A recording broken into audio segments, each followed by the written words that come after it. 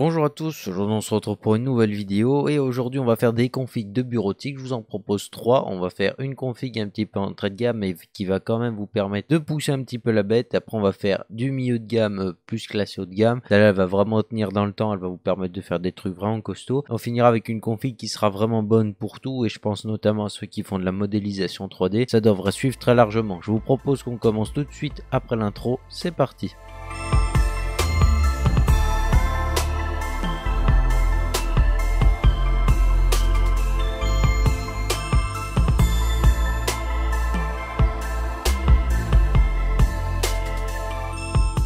Comme je vous ai dit avant l'intro, aujourd'hui on va faire 3 configs. Il y en a une qui a une petite option, c'est la première. Donc vous pourrez faire ou une à 500 ou une à 600 euros. Après vous aurez une config à 700 euros et une à 950 euros. Les 3 c'est des configs qui sont vraiment faites pour vous travailler dans les meilleures conditions possibles. Vous allez avoir un PC de qualité qui va durer dans le temps, très silencieux parce qu'en général je me suis arrangé pour le faire devenir vraiment très silencieux. Et puis pour ceux qui veulent vraiment tout faire de A à Z, je vous mets un lien dans la description pour installer votre Windows 10 pour 80 centimes. J'ai fait une vidéo sur la chaîne pour vous montrer comment on installe Windows 10. Puis sinon vous trouvez facilement des tutos sur internet. Sur ce, je vous propose qu'on commence tout de suite. Juste un truc, c'est que tous les liens dans la description sont des liens affiliés. Donc comme ça, c'est clair et précis. Vous savez tout de suite dans quoi vous cliquez. Alors, je vous propose qu'on commence avec la config à 500 euros. Et qu'est-ce qu'on retrouve dans cette config à 500 euros? Pour cette config à 500 euros, comme vous voyez, on part avec un i3 10105 qui a déjà une puce graphique. Toutes ces configs, de toute façon, elles vont déjà avoir leur puce graphique dédiée. Donc vous ne serez pas obligé de trouver une carte graphique puisqu'en ce moment c'est un petit peu la galère. Concrètement, ce petit i3, qu'est-ce qu'il vous permet de faire? Il vous permet déjà de faire énormément de choses avec ses 4 coeurs 8 threads et une fréquence vraiment pas dégueulasse. Il a une fréquence de base de 3,7 GHz et c'est déjà nettement suffisant. Ça consomme pas trop, ça chauffe pas trop et dans tous les cas je vais mettre un petit ventirad dessus pour vous permettre d'être le plus silencieux possible. Et directement derrière, pour ceux qui veulent passer cette config de 500 euros à 600 euros, je vous propose de mettre un i5 11400. C'est un i5 aussi qui a une puce graphique qui a cette fois-ci 6 coeurs 12 threads qui est nettement plus performant. Là vous allez vraiment voir la différence avec une config autour des 600 euros. Là par exemple 6 coeurs 12 threads en bureautique, vous roulez déjà sur pas mal de choses, vous faites tout ce que vous voulez dans le domaine et pas grand chose va vous résister.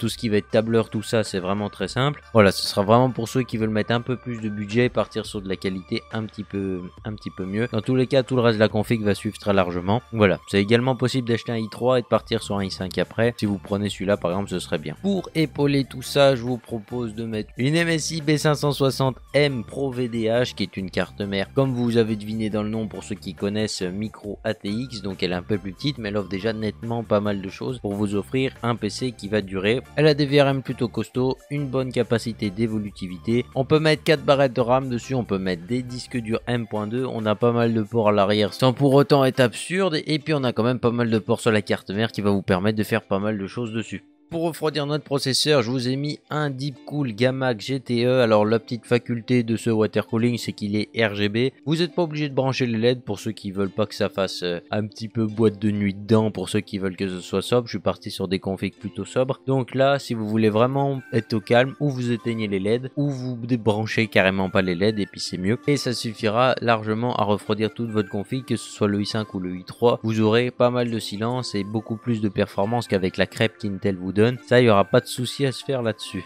Pour accompagner notre processeur, je vous propose 16 Go de RAM, donc ça c'est un kit excellent Ballistix. Il est disponible en RGB aussi à un prix relativement correct, donc je vous laisserai chercher de votre côté. Et du coup là on a un kit en 3200 MHz avec des latences au CAS 16. Et surtout c'est des excellentes barrettes de RAM qui vont être excellentes pour l'overclocking. Et donc ça va pas trop vous concerner, surtout avec ce genre de carte mère. Mais par contre niveau durée de vie et tout, ça va être vraiment top et ça c'est cool. 16 Go de RAM, vous serez pareil pour toutes les situations en bureautique en général. Je doute que vous ayez besoin de 32. Tu vois, voilà, en bureautique c'est rare les mecs qui font tourner avec 32, sinon vous êtes en production audiovisuelle je pense, plutôt qu'en bureautique simple. Ce kit de RAM il va pas changer de la première config à la dernière config. Comme stockage, je vous propose un MX500 en 500 Go. Si vous avez besoin de plus, n'hésitez pas à prendre un disque dur juste à côté, comme ça peut combler. Moi je suis parti du principe que 500 Go en général, si on manie des petits fichiers en entreprise par exemple, ça peut être largement suffisant. Et en général les entreprises elles ont un NAS à côté, donc le NAS vous permet de stocker directement les gros fichiers dessus, puis vous vous gardez que les plus importants sur vous. Si jamais c'est un PC qui est personnel et qui est pour vous et que vous voulez simplement un PC qui fasse ce que vous voulez, pourquoi pas rajouter un disque dur comme je vous ai dit. Sinon ce SSD c'est une pépite, on est dans les meilleurs SSD de tout le marché, voire le meilleur de tout le marché. En latence il est vraiment excellent. J'ai pas pris du M.2 parce que selon moi c'est un investissement un petit peu inutile, on met de l'argent pour une performance qu'on va pas forcément utiliser. Donc voilà, 500 Go pour 50 € sur un excellent SSD qui va vous durer longtemps. Pour moi c'est un excellent investissement et du coup c'est super fiable. Comme boîtier je vous ai mis le Metallic Gear Neo Silent qui est un excellent boîtier, très sobre encore une fois. Il est plutôt silencieux, son petit défaut c'est qu'il lui manque peut-être un ou deux ventilateurs pour être excellent. Sinon le châssis est juste incroyable et on retrouve une base de chez Fantech, des petits velcro à l'arrière avec déjà un cache à lime alors qu'on est seulement sur un boîtier à 60 €. Donc voilà, il y a même une petite vitre si vous voulez contempler un petit peu votre bête qui va être monstrueusement sobre, hein, je vais pas vous mentir. Mais voilà, c'est plutôt cool. Et pour alimenter tout ça, je vous propose une VGA 500BR qui est une excellente alimentation. Comme vous avez pu le remarquer, on va être sur une config qui consomme vraiment pas beaucoup. Ce genre d'alim, ça devrait largement passer. Vous pourrez même mettre une carte graphique par la suite si vous voulez éventuellement commencer à jouer ou alors que vous faites un petit peu d'audiovisuel et que vous avez besoin de plus de mémoire graphique, tout ça. Ça, c'est plutôt intéressant aussi. Ça va vous permettre de mettre une petite carte graphique à côté. Ça, c'est plutôt cool. Faudra pas taper dans une RTX 3080, tu vois, mais vous pourrez mettre une petite carte graphique relativement correcte à côté. Ça devrait largement passer. Donc voilà, je vous propose la config à 700 € maintenant. En termes de processeur, on va être sur les nouveaux AMD avec le 5600G. Honnêtement, qu'est-ce que vous gagnez par rapport au Intel 11400 qu'il y avait juste avant? Bah, sur le plan processeur, vous n'allez pas gagner beaucoup. Par contre, ceux qui font un peu plus de traitement d'image, tout ça, vous allez gagner énormément de puissance au niveau de la puce graphique. Parce que chez AMD, elle est vraiment très performante et vous allez pouvoir voir un impact assez important. La preuve, c'est que vous pouvez même jouer à des petits jeux avec, ça passe largement. Un peu plus puissant que le 11400 qu'il y avait juste avant, même si ça reste relativement correct, surtout en bureautique, vous n'allez pas vraiment voir la différence, quoi. Le ventirad dedans est relativement correct, mais dans tous les cas, je vous en ai mis un autre dedans. Ça vous permettra d'avoir plus de silence et plus de performance en même temps, donc c'est un bon compromis. Ce processeur, on le met sur une carte mère qui vaut monstrueusement le coup en ce moment, la B550 Gaming X V2 de chez Gigabit. C'est pas une carte mère qui est dans les meilleures, elle fait vraiment bien le boulot. Pour ce genre de processeur, ça passera juste très bien, ça coûte pas forcément très cher. Cette carte mère vous permettra d'avoir un PC polyvalent et ça c'est plutôt cool, 4 barrettes de RAM, pas mal de ports, vous pourrez mettre une carte graphique très largement, vous avez même de quoi en mettre deux. Vous pourrez même mettre des M.2 et passer sur du 4.0. Bref, cette carte mère elle est juste parfaite et ça c'est vraiment cool. Pour refroidir votre processeur, une référence que vous commencez à connaître énormément sur ma chaîne. Je pense que vous commencez à vous demander si la marque m'a pas payé tellement je le mets en avant ce produit. Donc non, ce n'est pas le cas, hein. Voilà, c'est juste un produit que j'adore, que j'ai chez moi, que j'ai recommandé de nombreuses fois tellement il était bien. Ça a été mon premier ventirad, il est super silencieux, super facile à monter et celui-là il est très sobre. Il y a une version RGB pour 10 € de plus pour celui qui veut. Et sinon on a vraiment un ventirad qui est monstrueux, il va vous faire gagner beaucoup de performance par rapport à celui d'origine. Il est un peu plus performant que le Gamax GTE de la config d'avant, que vous pourriez d'ailleurs réutiliser ici sans trop de problème. Mais voilà, j'ai préféré vous donner un truc un peu plus sobre pour vraiment être dans le thème de la config très sobre et très calme. Au niveau de la mémoire, le kit change pas, 2 x 8 Go, donc 16 Go au total en 3200 MHz qu'à 16, des excellentes barrettes avec des puces mémoire qui viennent de chez Samsung, donc niveau overclocking on est bien. Et si vous avez une utilisation standard comme la plupart des gens, honnêtement ça va vivre très longtemps et c'est juste super fiable, donc c'est super cool. Que demander de plus? Il y a une version RGB pour ceux qui veulent et sinon sont disponibles en blanc et en rouge, c'est vous qui voyez. Pour le stockage ici on avait passé un palier plutôt important, donc je vous propose un MX500 de 1 Tera, comme ça vous a vraiment de quoi mettre des gros fichiers sans trop de problèmes. 1 Tera c'est vraiment large et puis ça coûte plus si cher que ça. Là on voit un MX500 qui est classé dans le haut de gamme des SSD 2,5 pouces et honnêtement vous vous en tirez pour moins de 100 €. Et quand j'ai préparé la vidéo il était même encore moins cher, mais là il augmentait un petit peu. Mais bon, si vous êtes un peu vigilant, il devrait baisser. Et puis pour le boîtier, je vous propose le Cooler Master NR600 qui est un boîtier qui vous proposera pas mal d'airflow. Vous pourrez même mettre un lecteur DVD, ça je sais qu'il y en a certains qui recherchent activement ce type d'option, surtout en bureautique. Sinon au niveau airflow c'est vraiment le top, cache alimentation, câblage facile. Le seul petit défaut qu'il a, c'est qu'il me semble qu'au niveau des tailles d'alimentation ça peut bloquer. Avec celle que je vous ai mis il n'y a pas de problème, ça j'ai regardé. Donc voilà, sinon excellent boîtier très sobre qui va vous permettre de faire pas mal de choses et ça c'est vraiment cool. Et puis pour alimenter toute cette petite config, on part chez Be Quiet avec la Power 9 en 600 watts. 600 watts c'est peut-être un petit peu gros, mais je me suis dit qu'éventuellement ce genre de config ça peut être bien pour faire un petit peu d'audiovisuel. Donc ça vous fait une marge pour ajouter une assez grosse carte graphique après. Je pense notamment à une RTX 3060, 3060 Ti, ça devrait passer. Et avec ça, vous devriez commencer à faire des trucs vraiment intéressants au niveau de l'audiovisuel, que ce soit en montage vidéo, en modélisation 3D. Donc là, ce sera peut-être un peu plus modélisation pour animation par exemple, ou des plans 3D. Je pense à ceux qui utilisent par exemple SolidWorks, tout ça. Donc voilà, c'est des logiciels qui utilisent un peu le processeur, et avec un peu de soutien graphique en général, ça marche toujours un peu mieux.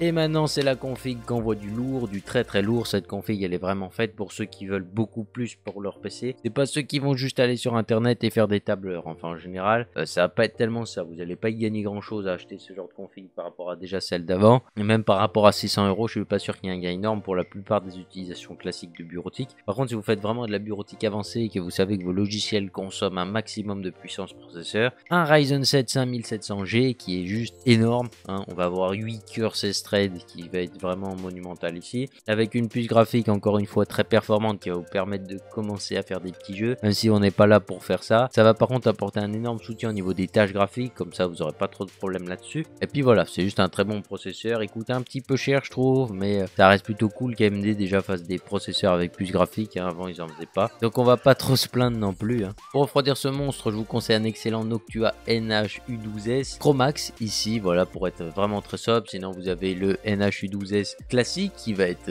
beige et marron, donc c'est pas très beau, mais ça peut éventuellement vous réduire le budget d'environ 20 €. Et puis sinon vous avez même le NH-U12S Redux qui lui profite juste de quelques gadgets en moins dans le packaging et il coûte que 50 €, donc ça peut être aussi une bonne option. Voilà, je vous mettrai les trois dans la description, comme ça vous pourrez faire votre choix. Moi j'ai choisi lui parce qu'il se marie vraiment bien avec tout le reste de la config, et je pense que quand vous mettez 950 ou 1000 € dans votre config, ce serait plutôt pas mal qu'elle soit dans un style plutôt cool quoi, qu'elle vous plaise un minimum.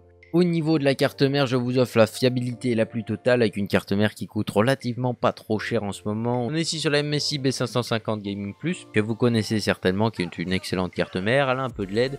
Sinon elle est très très sobre et elle est surtout très très jolie, des VRM plutôt costauds, toujours encore une fois très polyvalente, donc elle va vous permettre d'évoluer dans le temps sans trop de problèmes. Elle va largement supporter votre Ryzen 7 et ça c'est plutôt cool. Que demander de plus, surtout pour de la bureautique, je ne vois pas qu'est-ce qu'on pourrait taper de plus gros. Le kit de RAM, encore une fois 3200 MHz casse 16, encore une fois des puces de chez Samsung qui sont très costauds, bien dissipées, disponibles en noir, en blanc, en rouge et même en RGB. Pour 950 € on pourrait se dire, est-ce qu'on pourrait pas taper sur du 1000 €, 1010 € et mettre 32 Go de RAM. Personnellement je juge pas très utile de mettre 32 Go de RAM dans une config de bureautique, donc voilà, je reste là-dessus. Maintenant si vous êtes sûr et certain d'avoir besoin de 32 Go de RAM, pourquoi pas éventuellement investir. Après moi ce que je vous conseillerais de faire, si vous avez un doute, c'est de mettre 16 Go de RAM, vous l'utilisez au quotidien, et puis si vous voyez que vraiment c'est pénalisant, hein, ça je vous le dis directement, ça n'arrivera quasiment pas, enfin chez une ou deux personnes qui vont regarder cette vidéo, et bah là vous pourrez racheter le même kit, et comme ça vous passez sur 4 barrettes de RAM et sans trop de problèmes. Comme ça si jamais vous voyez que c'est pas le cas, vous gagnez 70 € d'investissement que vous aurez pu faire inutilement. Puis si jamais vous voyez que finalement vous en avez besoin, vous savez qu'au moins vous êtes sûr d'en avoir eu besoin, et comme ça ça vous permet de ne pas acheter dans le doute quoi. Pour le stockage, on est encore une fois sur un MX500 de 1 Tera, excellent SSD, que demander de plus, excellente latence, excellente puce mémoire, excellente performance, bref il est bon un peu de partout. Le seul truc qu'on pourrait éventuellement reprocher, c'est que c'est pas un M.2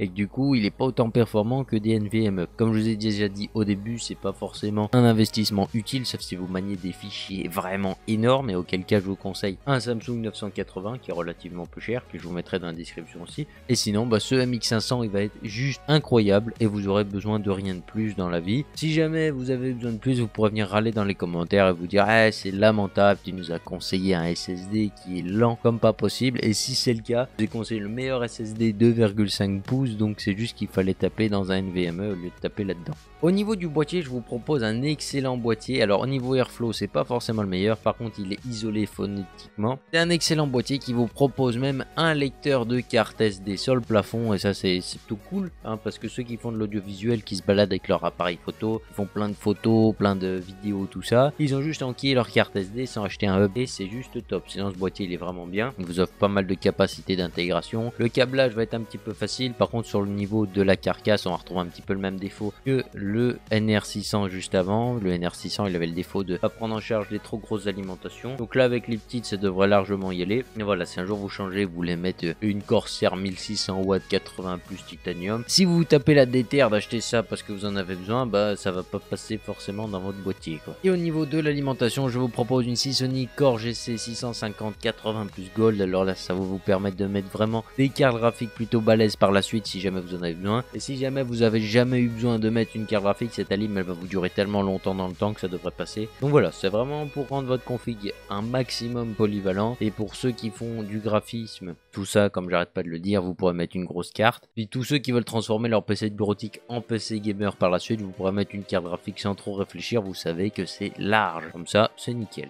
Sur ce, j'espère que la vidéo vous a plu. Si c'est le cas, le pouce RGB parce que ça fait toujours plaisir. Abonne-toi si c'est pas encore fait parce que ça fait plaisir aussi. Et puis sur ce, on se retrouve mercredi prochain à 14 h pour une prochaine vidéo. Bye les gens.